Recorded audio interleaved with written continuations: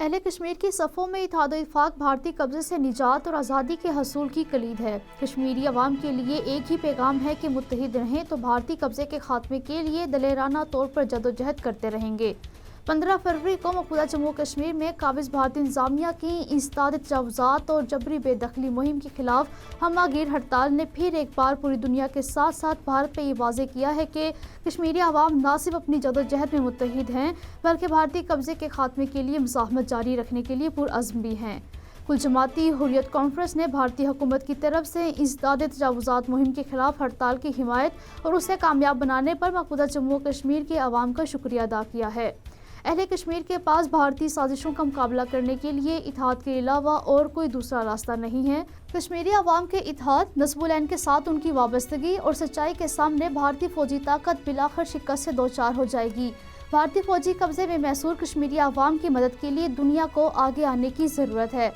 بھارتی فوجیوں نے ضلع کپواڑہ کے سعید پورہ علاقے میں آج ایک اور کشمیری نوجوان کو شہید کر دیا۔ مودی حکومت عالمی سطح پر تسلیم شدہ متنازع خطے جموں و کشمیر میں G20 اجلاس کے انعقاد کے لیے بضد ہے۔ ڈپٹی کمشنر سری نگر نے ذرائع ابلاغ کو بتایا ہے کہ اجلاس کے انعقاد کے لیے تمام تیاریاں وقت سے پہلے مکمل کی جائیں گی۔ PDP سربراہ محبوبہ مفتی کی بیٹی التجا مفتی نے بیرون ملک اعلیٰ تعلیم کے لیے پاسپورٹ کے حصول کے لیے جموں و کشمیر ہائی کورٹ سے رجوع کیا ہے۔ یاد رہے کہ محبوبہ مفتی کے پاسپورٹ کی میعاد بھی 31 مئی 2019 کو ختم ہو گئی تھی، لیکن قابض بھارتی انتظامیہ نے اس کی تاحال تجدید نہیں کی۔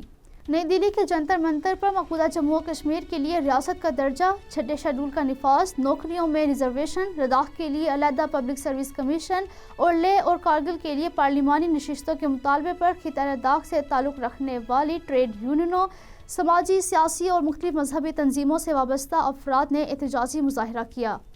سرکریک کے متنازع علاقے پر نظر رکھنے کے لیے بھارت 42 فٹ بلند عمودی بنکر تعمیر کر رہا ہے، جن میں نگرانی کے لیے گنجائش اور راڈارز بھی نصب کیے جائیں گے۔ پاکستان کا اس سلسلے میں کہنا ہے کہ سرکریک کے متنازع علاقے میں بھارتی مقاصد بین الاقوامی معاہدوں کی خلاف ورزی اور جارحیت پر مبنی ہیں۔